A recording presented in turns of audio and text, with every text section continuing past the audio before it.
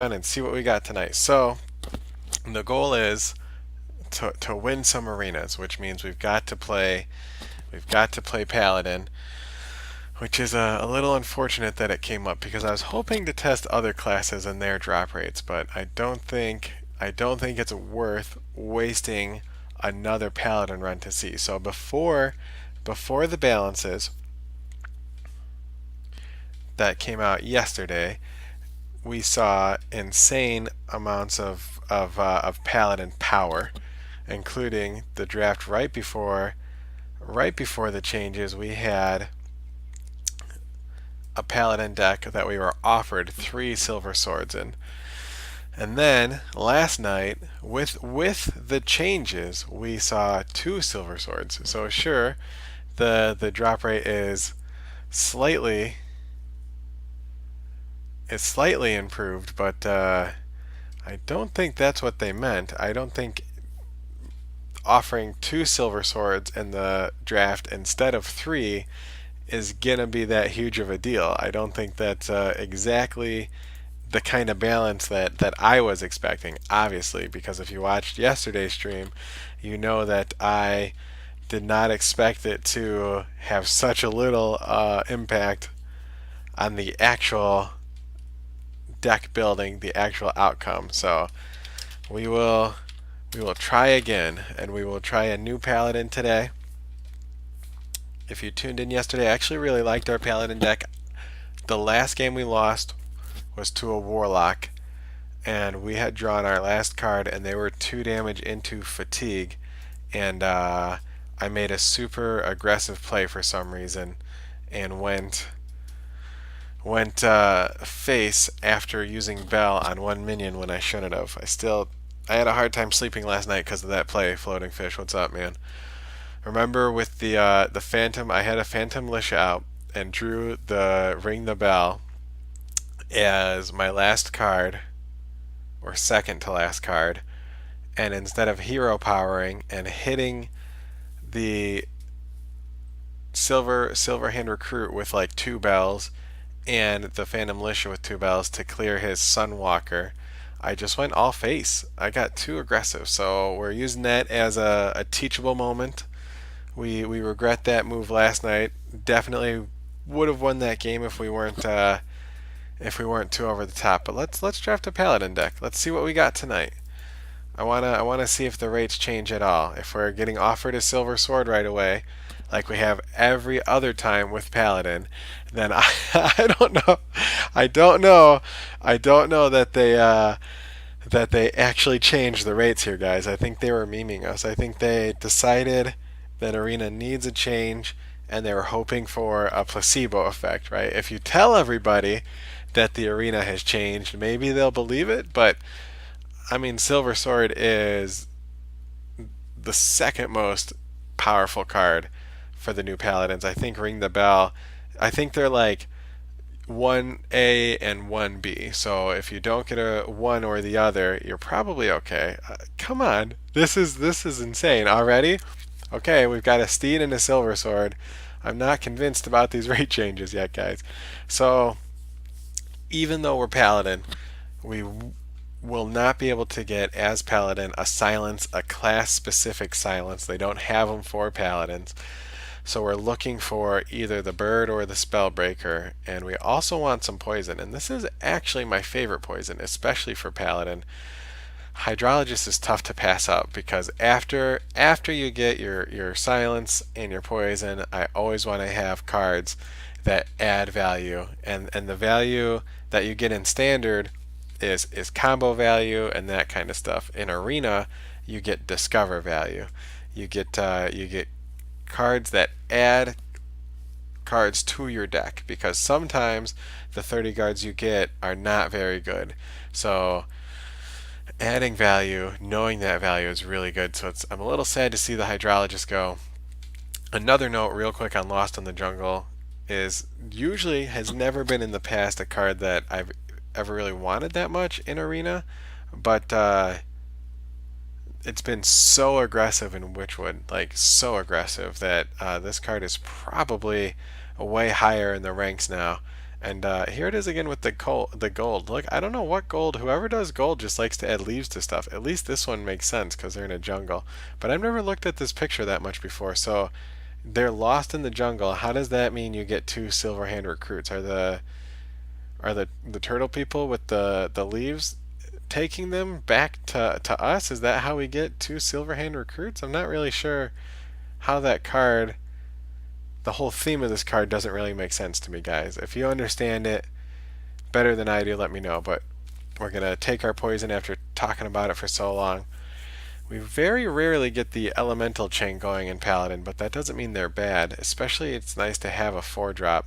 Avenging Wrath is extremely good if we're ahead and or we get an equality. But since we just took our poison, let's get a solid 5-drop and see if we can get an elemental chain going. Wow, another insane pick.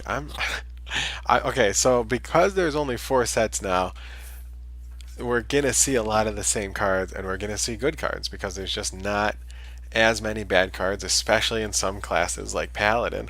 I'm just wondering what they would have to do to the drop rates to even make it fair or balanced enough to reduce how good a Paladin is, right? Like, do they just say you can never get a silver sword? Do they just say you can never have an equality and a consecrate in the same draft? I don't know. Do they just make you take like 4 or 5 or 10 picks that are just all neutral minions without flavor text, right? So just a Yeti next to a Crocolisk next to a, I don't even know. Are there any more left? Something just like that. I'm gonna take the Hydrologist, I think. Yeah, we're gonna go for just that extra value because it's our second one. It's tough to pass up on the Elemental though. No, let's take the Elemental. I might regret that one. That's one that we might regret. So because of the silver sword meta, it's actually the value of weapon destruction has gone up significantly in the arena. A lot of the times in the past it wasn't even worth taking them because most of the weapons had only 2 durability and some of them like 3 Vine Cleaver did, but normally you end up throwing your oozes out or sludge on tempo, just part of your curve. But now I think you actually take the weapon destruction over some of the other combos or cards you might be, just so that you can deal with silver swords. It's pretty sad, but I think it's worth it. Let's get a 2-drop. I'm gonna hope we get another hammer later, just to draw that bad boy. We did get to yesterday, even with the aggro meta, we did get to the end of the deck twice yesterday. So that would make the banker actually significantly better than a sewer crawler. I think we're going to take the charge though. A nice solid charge is never bad.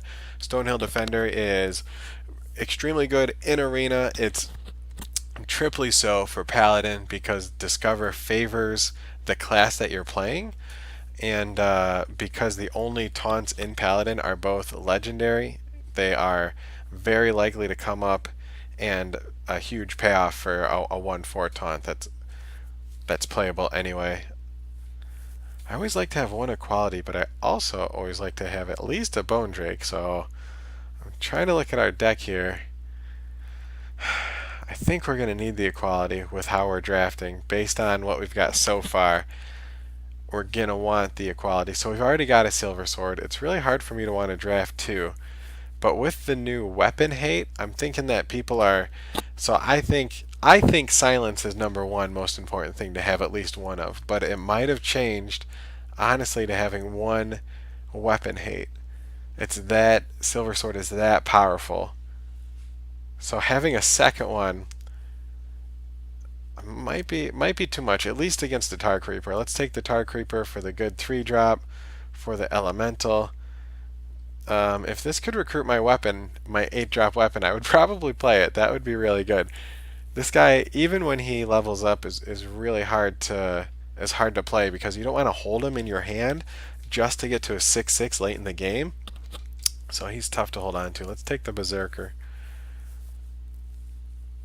Um, let's take a 1-drop. Good to have a nice 1-drop here. I haven't played with the header. Not sure it's going to be that good for us, especially since we are so much late game. Let's take the Conviction. The Conviction gets you a lot. It can get you a lot. It's almost like a silence, at least for minions, especially if we're lucky enough to get the 4/2 sword, the Crusader sword. We'll want that. Blessing of Wisdom is actually really strong. It's really good to get some card draw. We need more minions. So when I become game director of Hearthstone, we will make a change at least to this to break it up for the colors of minions and spells, because every time I see a pick like this, I think to myself, what do we have for 3-drops? And I really don't like Toothy Chest that much. It rarely works out for us, but I think we're going to get the value this time. We're going to do it. Let's make Toothy Chest great again. We don't have any card draw yet, so I think this guy just for the card draw, and maybe the Silver Sword synergy is worth it. Blessing of Might is definitely worth it. So do we have? So we have a Gravel Snout. Let's take the Happy Ghoul. I do want an adaptation, hopefully at some point. But oh, the Bone Drake's back next to an Equality again. Go figure. So Blessed Champion very rarely gets you any value. I think we take the Stegadon. Not my favorite. I actually like Noble Sacrifice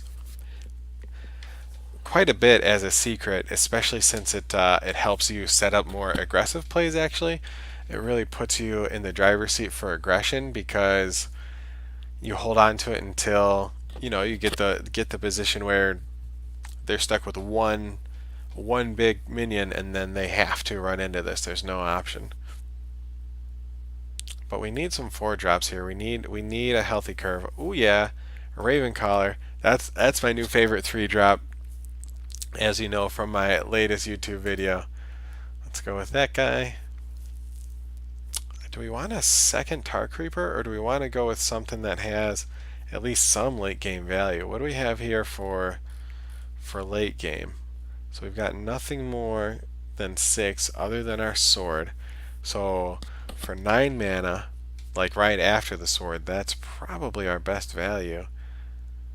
But I think Tar Creeper's just too good. I mean, 2 Tar Creepers. Alright, there's our silence. Yes, so we got our silence.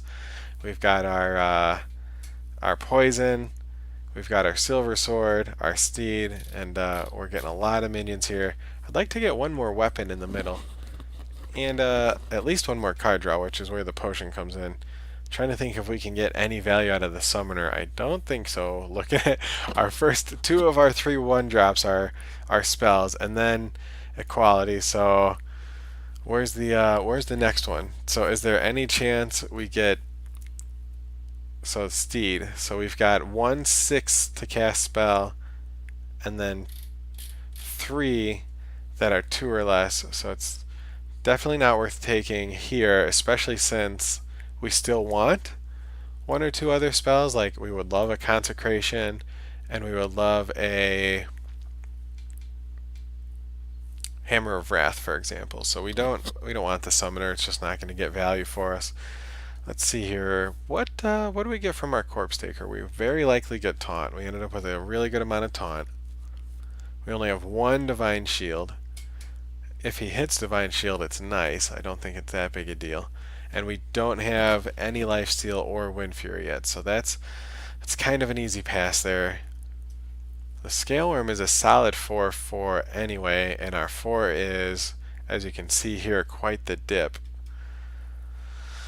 So we might take this guy. We only have the 1 dragon, and there's only 3 picks left, so we probably won't get another dragon. So we're really only taking this guy then as a 4 for a 4/4 beast, which is fine because our 4-drops are kind of crummy. So having something to drop on turn 4 is good. I think though we want the elemental tag here. We've got the 2 Tar Creepers. Tar Creepers are hard ones to sit on. You don't really want to sit on a Tar Creeper for your elemental chain just because of how much value it gets on turn 3. or even coining out on turn 2. Basically, anytime you need Tar Creeper, you want to be able to play it. Whereas this guy, we could sit on for our, pretty much indefinitely for our servant. So is that okay? And then we've got the fire plume. Yeah, let's take the Jin. We got that. Ooh, the third hydrologist is really hard to pass up on, but we gotta take them all. We gotta take them all. We gotta take the guild recruiter here. And then the last one, oh, I was hoping for a consecration or hammer of wrath. I guess we definitely don't need 2 equalities, especially since we don't have any actual tricks with it. It's just for the insane value of it. So let's go with the second Bone Drake. All right, what's up, Wet Farts? How you doing, man? Just in time to finish the deck. We got our silence, so we're super happy about that. We got our Tar Creeper, 2 of those. We've got our poison, my favorite poison. Where's he at? The Basilisk, Stonehill Defender. I think we got a really good deck here. I don't think Light Fused is good enough. We've got no way of generating anything other than the Jailer. I forgot about the Jailer. But I want to have a deck with Paladin that's winnable without having to rely on the Silver Sword, because we get the Silver Sword first pick. Not sure this balance they're talking about is coming through. So before the change, we were offered 3 Silver Swords, and last night and today we were only offered 2. So maybe they decreased the rate by like 33%, but since the set is so small, the pool is so small of cards, I don't know how they could possibly nerf it enough to not make Paladin that good. We did not see a bell, so maybe they have to put in some kind of hidden unfair coding, right? Like maybe they have to put it where you can't get a Silver Sword and a Ring the Bell. I'm good, Wet Farts. Good. I'm a little sad today because it's Wednesday. It's our last day of streaming for the week. That always makes me really sad. But we're gonna get a lot of wins out of here. Yeah.